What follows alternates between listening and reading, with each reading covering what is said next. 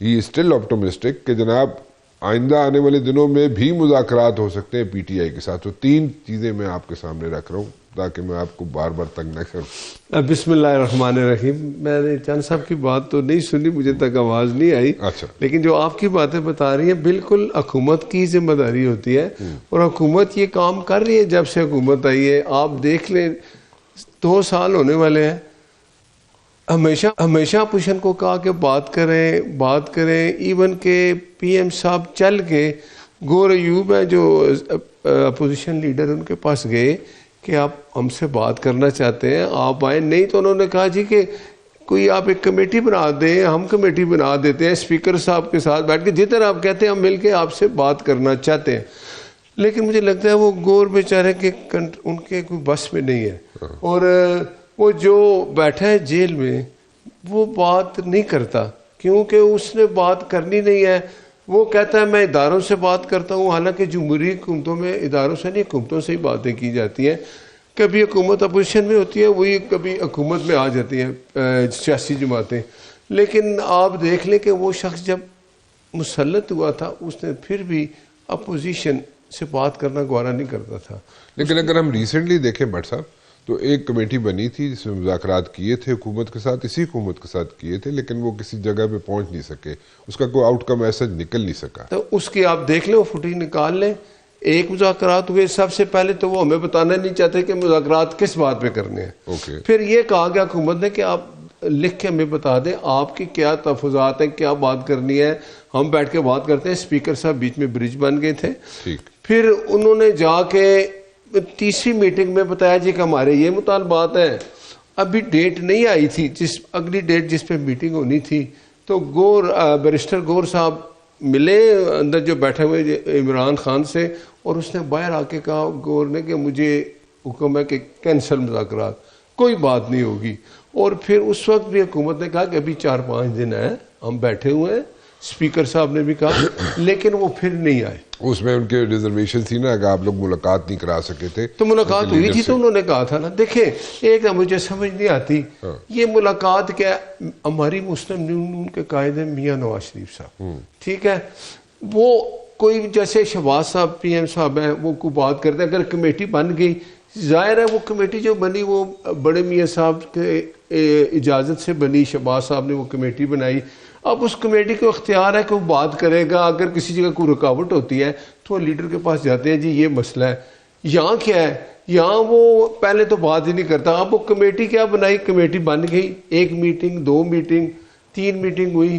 جب وہ ان سے جا کے ملے, آپ دیکھ لیں ملاقات ہوئی, گور صاحب نے باہر آ کے کہا کہ بھائی مجھے اندر سے اجازت ملی ہے کہ بات نہیں کرنی. اب اس طرح کی باتوں کا کیا حال ہے. اب آپ موجودہ حالات بھی دیکھیں, یہ علیمہ کی بہن جو ہے عظمیٰ خان ہے میرا خیال ہے, وہ جو گئی, اس کی بہن عمران خان کی بہن جو گئی اندر جیل میں, ایک قیدی ہے نا, قیدی ہے بھائی.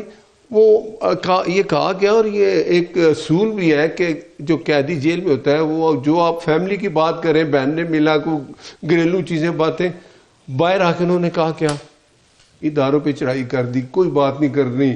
یہ جنہوں نے NDU ایک جو آپ کو پتہ ہے جس پہ وہ میٹنگ ہوئی سب کی, اس نے کہا جی وہ گئے ہیں, وہ غدار ہیں, وہ یہ ہیں. اب اس طرح کے میسج دینا یہ کیا کرے. اب عمران خان کا ایک ہی طریقہ ہے کہ ملک میں ہمیشہ انتشار رہے.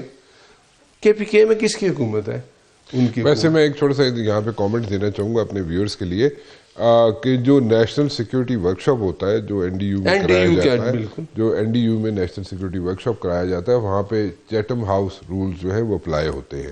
دیٹ مینس کہ جو بات چیت وہاں پہ ہوتی ہے, اور اسپیشلی جو اگر کوئی سربراہ کرے گا فوج کا وہاں پہ بات چیت, تو اس کو باہر کوٹ نہیں کیا جاتا. بٹ ان دس پرٹیکولر نہیں اور بات ہے, دیکھیں مجھے ایک اور بات پتہ ہے کہ جب سیاسی جماعتوں کے اپوزیشن حکومت کو بھی جب وہ لوگ سلیکٹ کیے جاتے ہیں, ظاہر ہے وہ اگر PTI کے لوگ سلیکٹ تھے تو 1 مہینے سے یہ چل رہی تھی ورکشاپ, ہر دوسرے دن میٹنگ, تیسرے دن میٹنگ.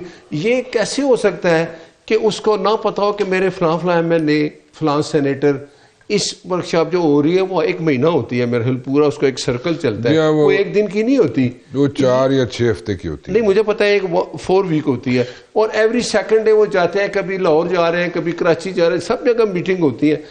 یہ کہنا کہ اسے پتہ نہیں، یہ میں نہیں مانتا. دیکھو اس کا ایک طریقہ ہے. آپ یہ کہہ رہے ہیں، آپ یہ کہنا چاہ رہے ہیں کہ جو اس ورک شاپ میں پارٹیسپینٹس تھے، پارٹیسپیشن جتنے لوگوں نے کی، وہ پی ٹی آئی کے جو لوگ تھے وہ جو وہاں پہ آ کے پارٹیسپیٹ کیا، آپ یہ کہنا چاہ رہے ہیں کہ ان کا علم تھا لیڈر کو. دس از واٹ یو سیئنگ، وہ علم تھا. یہ کیسے ہو سکتا ہے؟ لیکن اس سے ایک جھوٹ بول کے ایک بیانیہ بنانا ہوتا ہے، ایک نیریٹو دینا ہوتا ہے ہر روز ایک نیا. اب کوئی ملک مجھے بتائیں جس کے اندر، اس ملک میں اندر سیاسی جماعت جو ہے وہ اپنے ادارے کے خلاف، ہر ادارے کے خلاف وہ بولے، خاص کر اپنی فورسز کے خلاف اس طرح کا بیانیہ دشمن تو کر سکتا ہے، اپنے بندے نہیں کرتے. بٹ صاحب how do you take this thing? دیکھیں ایک نیوٹرل رہ کے ایک بات کرنے کی کوشش کرتے ہیں. یہاں پہ ہوتا یہ ہے کہ ایفرٹس جو ہوتی ہیں، ٹو بی ویری آنیسٹ، وہ پنڈی سے بھی ہوتی ہیں. جہاں پہ جو بھی بہتری لانے کی کوشش کی جاتی ہے ملک کے اندر، تو وہ پنڈی سے بھی کوششیں کی جاتی ہیں، اس میں کوئی شک نہیں ہے، چاہے کسی کی بھی حکومت ہو، کیونکہ یہ ساری چیزیں انٹر لنکڈ ہیں. اکانومی، فارن پالیسی، یہ ساری these are all interlinked. ٹھیک ہے، سو وہ ساری چیزیں انٹر لنکڈ ہوتی ہے. اس لیے پنڈی جو ہوتا ہے اس کو بھی نہ چاہتے ہوئے بھی انوالو ہونا پڑتا ہے، کیونکہ ملک کا کام ہوتا ہے. لیکن جب کریڈٹ لینے کا کام آتا ہے، کریڈٹ کی بات آتی ہے، تو اس میں پولیٹیشین دوڑ کے سامنے آ جاتے ہیں، لیکن سانو کریڈٹ دیو، اسی سب کچھ کیتا ہے، پنڈی والے نے تو کھ بھی نہیں کیتا. Why is it so? نہیں، اس طرح دیکھیں، ایک بات یاد رکھیں، ہمیں تو بدقسمتی سے ایسی ایک اپوزیشن مل گئی ہے جس کا نام پی ٹی آئی. یہ جماعت بھی نہیں ہے. اگر آپ اس کا ٹریک ریکارڈ دیکھیں، یہ 2018 میں ادھر سے وہ جنگیر ترین جہاز میں بٹھا کے لا رہا ہے، وہ لا رہا ہے. اس وقت کے رجیم نے یہ سارا کچھ کیا. لیکن یار ہر چیز وقت ہوتی ہے، بندہ سمجھ جاتا ہے. آپ کو یہ نہیں کہ ایک ہی چیز پہ کھڑے ہیں اور جھوٹ بولنے کا آپ کا ایک طریقہ کار ہے، اس پہ آپ قائم ہیں. آپ نے یہ طریقہ اپنا لیا ہے کہ ہم نے اپنی فورسز کے خلاف ہی بیانیے بنانے ہیں، انہی کو ہم نے ہر وقت ٹارگٹ کرنا ہے. اگر آپ احتجاج کرتے ہیں تو آپ جی ایچ کیو گھس جاتے ہیں. آپ احتجاج کرتے ہیں تو جہاں ہائی کورٹ آپ کو روکتا ہے کہ جی یہ ریڈ زون ہے وہاں نہیں آنا، آپ وہیں جاتے ہیں. آپ جب احتجاج کرتے ہیں، آپ کی جماعت میں آپ اس احتجاج میں غیر ملکی لوگوں کو پکڑتے ہیں، آپ اس احتجاج میں اسلحے والوں کو پکڑتے ہیں. ان کے احتجاج میں پولیس والے زخمی ہو جاتے ہیں، شہید ہو جاتے ہیں. مجھے ایک احتجاج بنائیں جس میں انہوں نے پرسکون جمہوری طریقے سے کیا ہو. اس کا کام بھی ایسا ہی ہے. یہ ہر وقت کہتے ہیں افراتفری اس ملک میں رہے. آئی ایم ایف کو اس شخص نے جاتے ہوئے جب اس کے خلاف ووٹ آف نو کانفیڈنس آ گیا، اس نے 10 روپے پٹرول سستا کیا. اس نے کہا جاؤ میں ایسا کام کر کے جا رہا ہوں اس ملک کے لیے، آنے والوں کے لیے مائن بچھا کے جا رہا ہوں کہ یہ ملک سٹیبل نہ ہو. اور اس کے بعد آئی ایم ایف نے جو کچھ ہمارے ساتھ کیا، پھر ہمارے سب سیاسی جماعتیں جو حکومت میں ان کی ہمت ہے کہ وہ ہم نے ان کو پھر ایک ٹریک پہ لے کے آئے.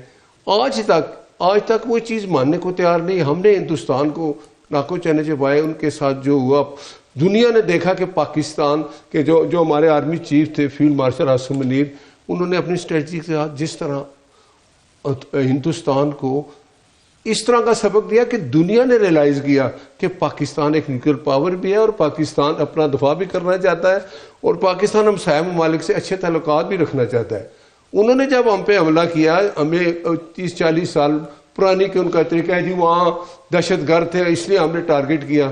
ہماری خارجہ پالیسی یہ بھی ماننے کے لیے تیار نہیں. جب یہ گیا تو ہمیں آئسولیٹ کر کے گیا. ہر ملک، کوئی دنیا کا ملک ہم سے بات کرنا نہیں چاہتا تھا. حکومت جو ہے اس وقت کی جو حکومت ہے بٹ صاحب، آپ لوگوں کی حکومت ہے، سو اس وقت کی جو حکومت ہے اس نے اکانومی کو بوسٹ کرنے کے لیے کوئی 3 چیزیں بتا دیں جو پچھلے اتنے عرصے میں کی ہوں. دیکھیں، سب سے پہلے جب ہم آئے، جب اس کو ہٹایا گیا تو ملک ڈیفالٹ کی طرف چلا گیا. لوگ کہتے تھے اب ملک ڈیفالٹ پہ چلا گیا، یہ نہیں بچے گا پاکستان. ہم نے کوشش کی، سیاسی جماعتیں تھیں نا جتنی بھی حکومت میں تھی، میں نہیں کہتا کہ مسلم لیگ نون نے صرف کیا ہے، اس میں پیپلز پارٹی ہے. ہم ملک کو ڈیفالٹ سے بچا کے لائے، واپسی پہ ٹریک پہ لائے. آئی ایم ایف ہمارے اوپر کتنی سختیاں کرتا تھا، یہ بھی مت کریں وہ بھی نہ مت کریں، لیکن ہم اس کے چنگل میں پھنس گئے. کس نے پھنسایا؟ اس شخص نے. جب یہ دعوے کر رہا تھا کہ میں آئی ایم ایف کے پاس نہیں جاؤں گا، میں 90 دن میں ملک ایک ایسی طرف لے کے چلا جاؤں گا کہ دنیا دیکھے گی پاکستان کے گرین پاسپورٹ کی بڑی ویلیو ہوگی. پھر آپ بتائیں کیا ہوا؟ وہ 90 دن تو کیا، ایک وزیر خزانہ بدلا، دوسرا بدلا، تیسرا بدلا، اور اتنے لیٹ گیا آئی ایم ایف کے پاس. پھر اس نے اپنی گرفت مضبوط کی. اور دیکھیں آج ہم کس جگہ کھڑے ہیں. ہماری خارجہ پالیسی دنیا، ہمارا پرائم منسٹر جہاں جاتا ہے ریڈ کارپٹ ملتا ہے اس کو. یہ شخص جب تھا کوئی ملک اس کو منہ لگانے کے لیے تیار نہیں تھا. یہ خود کہتا تھا امریکہ کا مجھے فون ہی نہیں آتا، کال ہی نہیں آتی. اس وقت میں اور اس وقت میں فرق ہے.